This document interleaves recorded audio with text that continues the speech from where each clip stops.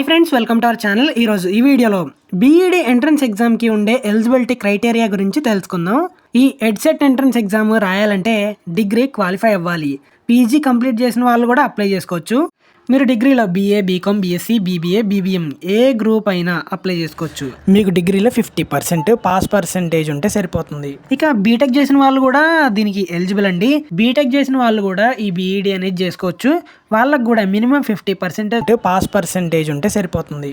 SC, ST, BC candidates ఇంకా physically handicapped స్టూడెంట్స్కి 40% qualification ఉంటే సరిపోతుంది. మీరు డిగ్రీ ఫైనల్ ఇయర్ చదువుతున్న వాళ్ళైనా లేదా బీటెక్ ఫైనల్ ఇయర్ చదువుతున్న వాళ్ళైనా దీనికి అప్లై చేసుకోవచ్చు.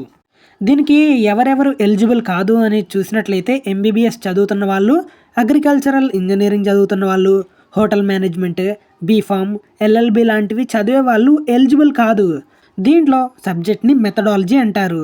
మన డిగ్రీలో ఉండే లేదా బీటెక్లో ఉండే సబ్జెక్ట్స్ని బేస్ చేసుకొని ఈ బీఈడీలో మెథడాలజీని సెలెక్ట్ చేసుకుంటారు.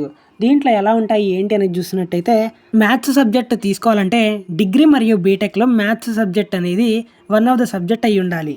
అలానే బీసీఏ వారికి ఇంటర్మీడియట్లో మ్యాథ్స్ అనేది వన్ ఆఫ్ ద సబ్జెక్ట్ అయి ఉండాలి. అదే ఫిజికల్ సైన్స్ డిగ్రీ బీఎస్సీలో ఫిజిక్స్ లేదా chemistry one of the subject అయి ఉండాలి. అదేవిధంగా బీటెక్ వారికి కూడా ఫిజిక్స్ లేదా కెమిస్ట్రీ అనేది వన్ ఆఫ్ ద సబ్జెక్ట్ అయి ఉండాలి. ఇక బీసీఏ వాళ్ళకైతే ఇంటర్లో ఫిజిక్స్ లేదా కెమిస్ట్రీ అనేది వన్ ఆఫ్ ద సబ్జెక్ట్ అయి ఉండాలి. Biological science degree BSc home science వాళ్ళకి బాటనీ లేదా జువాలజీ అనేది వన్ ఆఫ్ ద సబ్జెక్ట్ అయి ఉండాలి. బీసీఏ వాళ్ళకైతే ఇంటర్లో బాటనీ లేదా జువాలజీ అనేది వన్ ఆఫ్ ద సబ్జెక్ట్ అయి ఉండాలి. ఇక సోషల్ స్టడీస్ విషయానికి వస్తే డిగ్రీలో బీఏ వాళ్ళకి social studies one of the subject అయి ఉండాలి. ఇక BCom with BBM, BBA, BCA వాళ్ళకి ఇంటర్లో సోషల్ స్టడీస్ అంటే హిస్టరీ, ఎకనామిక్స్, సివిక్స్ అనేది వన్ ఆఫ్ ద సబ్జెక్ట్ అయి ఉండాలి. ఇక ఇంగ్లీష్ విషయానికి వస్తే డిగ్రీ అండ్ బీటెక్లో మెయిన్ సబ్జెక్ట్స్తో పాటు ఇవి ఆప్షనల్గా తెలుగు, ఇంగ్లీష్ ఉంటే మీరు ఎంఏ ఇంగ్లీష్ చేయొచ్చు. లేదా పీజీ ఎంఏ ఇంగ్లీష్ చేసిన వాళ్ళు కూడా దీనికైతే ఎలిజిబుల్. ఇక next oriental languages Telugu, Urdu, Hindi. డిగ్రీలో బీఏ తెలుగు లేదా మరాఠీ లేదా హిందీ లేదా అరబిక్ లాంగ్వేజెస్ ఆప్షనల్గా ఉన్న వాళ్ళు మీరైతే తెలుగు లాంగ్వేజ్ని తీసుకోవచ్చు. అంటే డిగ్రీలో తెలుగు ఆప్షనల్గా ఉంటే తెలుగు తీసుకోవచ్చు. అదే హిందీ ఆప్షనల్గా ఉంటే హిందీ తీసుకోవచ్చు. అదే అరబిక్ ఆప్షనల్గా ఉంటే అరబిక్ సబ్జెక్ట్ అనేది తీసుకోవచ్చు.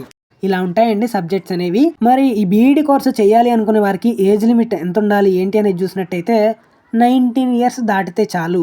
మీకు డిగ్రీ కంప్లీట్ అయ్యి 3 ఇయర్స్ అయినా 6 ఇయర్స్ అయినా, మీరు పీజీ కంప్లీట్ అయ్యి 3 ఇయర్స్ అయినా 6 ఇయర్స్ అయినా దీనికి ఎలిజిబుల్. ప్రజెంట్ అయితే 19 ఇయర్స్ దాటితే చాలు ఎంట్రన్స్ ఎగ్జామ్ వచ్చేసరికి.